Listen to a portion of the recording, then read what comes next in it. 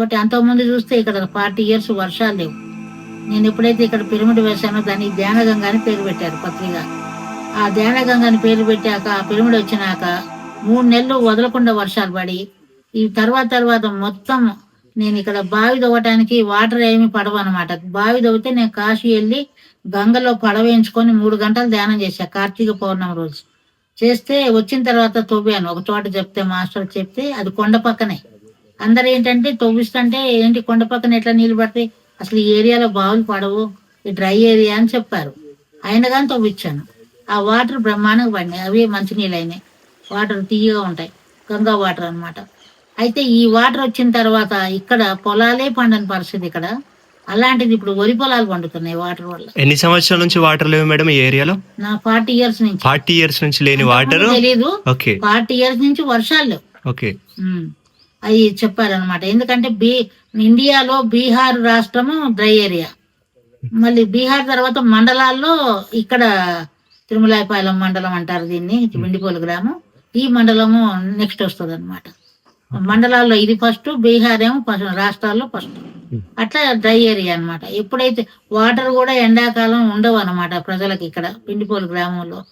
గ్రామ పంచాయతీ వాళ్ళు ఇంజన్లు అవి మోటార్లు ఉంటాయి కదా, ఏమంటారు వాటిని, వాటర్ తీస్తారు ట్యాంకులతో తెచ్చి పోస్తారు వాళ్ళు. అట్లా ఉంటది అనమాట. కానీ ఇక్కడ మాత్రం ఎప్పుడు పుష్కలంగా ఎంతమంది వచ్చినా వాటర్ అయితే ఉంది ఇక్కడ. నాకు పడింది. ఎందుకు పడింది అని అంటే మాస్టర్ యొక్క హెల్ప్ వాళ్ళని. వాళ్ళు చెప్పిన మీదటనే ఆ గంగాదేవిని ఎప్పుడైతే అక్కడ కూర్చొని ఉన్నానో ఆ గంగాదేవి ఎనర్జీని తీసుకొని రావటం జరిగింది. ఇక్కడ పొందుపరచడం, ఇక్కడ మొత్తం గంగ పారుతుంది. ఇక్కడ ఎక్కడ చూసినా నీళ్ళు ఇప్పుడు ఇక్కడ. పంటలు లేవు, తిండికి లేదు, అంత ఇబ్బంది పడుతున్నారు అంతమంది. ఇప్పుడు అంతా సస్యశ్యామలం అయిపోతుంది ఇక్కడ వాటర్ వచ్చినాక. ఎందుకంటే ఒక పిరమిడ్ కడితే ఒక ఏరియాలో నెగిటివ్ ఎనర్జీని తీసి పారేసి పాజిటివ్ గా మారిపోతుంది. అన్ని లోకాల్లో పిరమిడ్లు ఉన్నాయి, భూమి మీద లేదు కాబట్టి పత్రి గారు వచ్చి మా ద్వారా చేపిస్తున్నారు. పత్రి గారు అనేకమైన పిరమిడ్స్ ఆయన ప్రోత్సహించారు. నేను ఖమ్మం జిల్లాలో వర్క్ చేశాను, నా సేవ అందించాను ఇక్కడ కన్వీనర్ గా. అక్కడ 500 పైగా పిరమిడ్లు నేను కట్టించాను. ఈ పిరమిడ్ లోకి ఎనర్జీస్ ఎట్లా వస్తాయి మేడం? పిరమిడ్ లోకి పైన పిన్ పాయింట్ ఉంటుంది.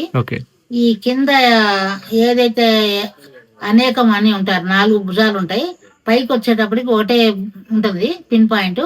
ఆ పిన్ పాయింట్ ఏం చేస్తే రిసీవర్, అది ఎనర్జీని రిసీవ్ చేసుకుంటది. కాస్మిక్ ఎనర్జీ అనేది సహజసిద్ధంగా ఉంటుంది ప్రకృతిలో.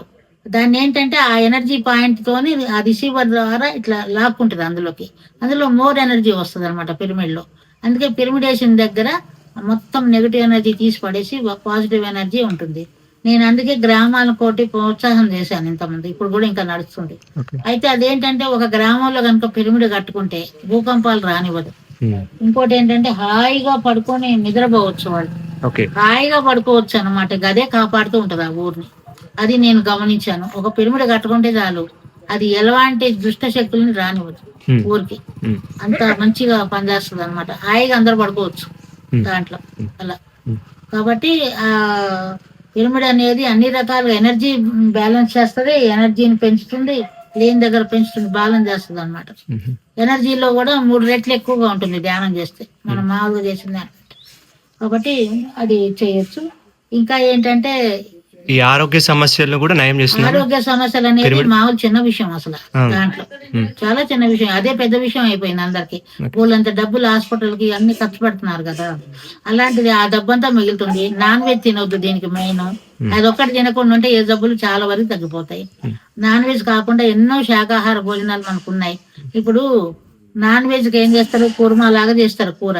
కానీ వంకాయ కుర్మా చేసుకుని, ఆలుగడ్డ కుర్మా చేసుకొని, ఏ కుర్మాలని చేసుకోవచ్చు, ఏ కూరగాయలు పెట్టైనా అట్లా చేసుకొని తినాలి. అంటే తప్పితే నాన్ వెజ్ తినకూడదు. ఎందుకంటే ఒక జీవిని జిహ్వచాపల్యానికి చంపినప్పుడు అది మన పిల్లల మీద ఎఫెక్ట్ పడుతుంది. కాబట్టి అది ఆ కర్మ అన్నమాట, అది పెద్ద కర్మ. ఎందుకంటే ఒక జీవిని చంపినప్పుడు మనం చంపబడతాం అక్కడ ఎప్పుడైనా సరే. ఎందుకంటే ఒక జీసస్ కూడా చెప్తారు, ఏ విత్తనం వేస్తే ఆ చెట్టు మొలుస్తుంది. అది ఎందుకంటే వేప విత్తనం వేస్తే మర్రి చెట్టు మొలదు, వేప విత్తనమే మొలుస్తుంది, వేప చెట్టే మొలుస్తుంది. కాబట్టి మనం ఎలాంటి పనులు చేస్తే కర్మలు అలాంటివే కర్మలు వస్తాయి మళ్ళీ తిరిగి. కాబట్టి కోడిని తల్లిని వేరు చేసినప్పుడు మనం వేరు పడిపోతాం అనమాట. అట్లాంటి ఎప్పుడు కూడా శాకాహారం ముఖ్యంగా తినాలి. ఎందుకంటే ఈ ప్రకృతి మాత మనకు శరీరాన్ని ఇచ్చింది. ఆ శరీరాన్ని మనం జాగ్రత్తగా కాపాడుకోవాలి. ఎందుకంటే నిర్లక్ష్యం చేస్తే ఆ ఆత్మ ఉండదు. ఆత్మ లోపల ఉండాలంటే మన శరీరము ఎప్పుడు అద్భుతంగా ఉండాలి. ఇంకా ధ్యానం చేస్తే ముసలితనం కూడా రాదు. ఎప్పుడు పనిచేస్తూనే ఉంటాం, ఎప్పుడు హాయిగా తిరుగుతూనే ఉంటాం, ఎప్పటికీ ముసలితనం ఉంటుంది. ఎందుకంటే పత్రిసారి కూడా దాదాపు దగ్గర 75 ఏళ్ళు ఉన్నా కానీ ప్రపంచం అంతా తిరుగుతూనే ఉన్నారు. ఎప్పుడు చూసినా ఆయన తిరిగే పనిలోనే ఉన్నారు. ఆ ధ్యానం అంత శక్తినిస్తుంది అనమాట. కాబట్టి ఇక్కడ ధ్యానం వలన కోటి లాభాలు ఉన్నాయి తప్పితే ఒక్క నష్టం లేదు. కాబట్టి ప్రతి ఒక్కళ్ళు ధ్యానం చేసి చూడాలి. దానివల్ల నష్టం లేదనేది కూడా తెలుసుకుంటారు చేస్తే. చేసిన కొద్ది రోజుల్లోనే ఇప్పుడు మేము స్టార్టింగ్ లో 20 గంటలు సార్ చేపించేవారు కొంతమందిని. 25 గంటలు 35 గంటలు కూర్చున్న రోజులు ఉన్నాయి. ఇప్పుడు 3 గంటలు కూర్చుంటే చాలు, అంత ఎనర్జీ పాస్ అయిపోయింది. పిరమిడ్ల వల్ల అయితే ఎంతో మంది చేయటం వల్ల కోట్ల మంది 3 గంటలు రోజు మినిమం చేయాలి. అప్పుడు గంట చేసినా పర్వాలేదు. అయితే ముందు స్టార్ట్ చేసేటప్పుడు 10 నిమిషాలు అర్ధ గంట చేసుకుంటూ పోవాలి. రోజు గ్రాడ్యువల్ గా పెంచుకుంటూ పోవాలి. కనీసం మినిమం గంట చేయండి. ఎందుకంటే అన్నం వండేటప్పుడు అంతా ఉడికిన దాకా మంట పెట్టాలి, ఉడికితేనే తింపాలి. కానీ మధ్యలో తీస్తే ఉడకదు అది. అట్లనే మనం కూడా మనం అది ఉడికిన దాకా కూర్చోవాలన్నట్టు. మన బాడీ అంతా ఉడకబెట్టబడుతుంది. దాంట్లో మలినాలన్నీ చర్మంలో ఉండేవి అంతా బాడీలో ఉండేవన్నీ ఉడకబెట్టబడతాయి. ధ్యానంలో ఎంతో వేడి వస్తుంది బాడీలోకి. అదే ఎనర్జీ అన్నమాట. అది ఎట్లా ఉంటుంది అంటే ఇప్పుడు మనం కరెంట్ వైర్ పెట్టుకుంటే ఇది షాక్ కొట్టింది చిన్న వైర్ పెట్టుకుంటేనే, కానీ ఎంతో వోల్ట్ల కరెంటు మనకి పాస్ అవుతుంటది ఎనర్జీ అప్పుడు ధ్యానంలో కూర్చున్నప్పుడు. ఎందుకంటే ఎనర్జీ ఉన్నప్పుడు ఆటోమేటిక్గా ఏ గోలైనా కొట్టగలుగుతాం. ఎనర్జీ లేకుండా ఏ పని చేయలేం. జబ్బులు కూడా ఎక్కువ అవుతాయి ఇప్పుడు. కాబట్టి ఏం లేదు, ధ్యానం వలన ఎనర్జీని పెంచుకోవాలి, మన ఆత్మశక్తిని పెంచుకోవాలి. ఆత్మశక్తిని పెంచుకుంటే ఏ చేయాలో అది చేయాలి. అద్భుతమైన కలీజా ఏర్పడుతుంది. ఏదైనా చేయగలను, సాధించగలను అనే కాన్ఫిడెంట్ గా మాట్లాడగలుగుతాం, చేయగలుగుతాం. అట్లా అనమాట. 4,000 మంది భూమి మీద జన్మ తీసుకున్నారు. వాళ్ళు ఒక గొప్ప లోక కళ్యాణం కోసం అని అంటుంటారు కదా మేడం. సో చాలా మంది ఇంకా నిద్రావస్థలోనే ఉన్నారా అంటే దాని వాళ్ళ గురించి వాళ్ళు తెలుసుకోకుండా 1,44,000 మంది పని చేస్తూనే ఉన్నారు. మిగతా వాళ్ళని తీసుకురాడు. మిగతా మరి ఎన్ని కోట్లు ఉన్నారు కదా మనకి ప్రపంచవ్యాప్తంగా. మరి వీళ్ళందరూ ఎక్కడో చోట చేసి ఉండబట్టే ఆ ఒక్కడే 1,00,00,000 మందిని చేయగలుగుతాడు. కాబట్టి 1,44,000 మంది పని చేస్తూనే ఉన్నారు. భూమి మీదకి వచ్చిందే వాళ్ళు. ఎందుకంటే నక్షత్ర మిత్రులు బుక్ చదవండి, బ్రహ్మాండం తెలుస్తాయి అన్ని. ఇవన్నీ ఏం చేసేది కూడా అంతా వాళ్ళు పైనుంచి నక్షత్ర బీజకులు అంటారు వీళ్ళు. వాళ్ళంతా వచ్చారు 1,44,000 మంది వచ్చేసి ఈ భూమి అంతా ఖరాబ్ అయి పగిలిపోయేలాగా ఉంది ఈ హింస వల్ల. కాబట్టి అందరి ఆలోచనలు కూడా హింసే, నెగిటివ్ ఆలోచనలు కూడా హింసే. ఇక్కడ అవి కూడా పోవాలి, ధ్యానం వల్ల పోతాయి.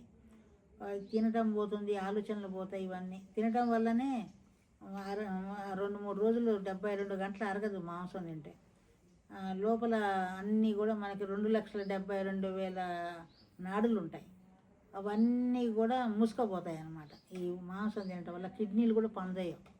కిడ్నీలకి హార్డ్ అవుతుంది, రక్తంగా మారుస్తాయి. కాబట్టి కిడ్నీల మీద ఎఫెక్ట్ పడుతుంది అది. ఈ సాఫ్ట్ ఫుడ్ కాదు కాబట్టి. కాబట్టి ఎప్పుడైతే కిడ్నీలు పోతున్నాయంటే బాగా మాంసం తింటున్నానని అర్థం అన్నమాట. కాబట్టి అవన్నీ కూడా మానేస్తే కిడ్నీలు సాఫ్గా మంచిగా ఉంటుంది, మన అవయవాలన్నీ బాగుంటాయి. మనం ఇంకా ఎన్ని సంవత్సరాలైనా బతకొచ్చు. ధ్యానం ద్వారా ఎన్ని సంవత్సరాలైనా ఉండొచ్చు రోగం లేకుండా. ధ్యానం బాగా చేస్తే రోగం లేని మానవుడే అవుతుంది. మనం ఇంకా లాస్ట్కి ఏదన్నా ఉంటే ఒకవేళ మనం పోవాలి మనంతట మేము అనుకుంటే సరే ఏదన్నా తీసుకొని పోవటమో లేకుండా పోతామో అది వేరు. కానీ చావు అనేది మన చేతిలోనే ఉంది, ఎవ్వరు మనం తీసుకుపోయేదంట.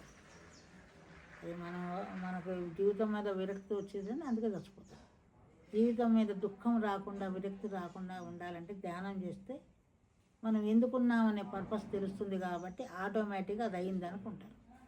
అప్పటి వరకు ఎటువంటి ఇబ్బందులు లేకుండా. ఇంకోటి కష్టాలు వస్తున్నాయి అంటారు కొంతమంది. కష్టాలు వచ్చేది ఎందుకు? మనం ఇంకా ఆ సమస్యని ఎట్లా తెలివిగా బయటకు వస్తాం అందులో ఉంటే. అప్పుడు మన బుద్ధి పెరుగుతుంది కదా. కష్టాలు మంచికే అంటారు. మంచిగా జ్ఞానం లేనప్పుడు కానీ మనం ఏంటి ఎప్పుడు మోసపోసినట్లుంటే ఏం నేర్చుకుంటాం? ఓకే. ఇప్పుడు మోసపోసినట్టు ఉంటారు అనుకో, ఏమి నేర్చుకోము, ఎలాగో ఉట్టినే అలా పోతాం అంతే. అట్లా కాదు, ఇక్కడ ఎప్పుడైతే వస్తాయో దాంట్లో తెలివిగా తప్పించుకొని బయటికి రావటం అది జరుగుతుంది అన్నమాట. ధ్యానం వల్లనే అది జరుగుతుంది.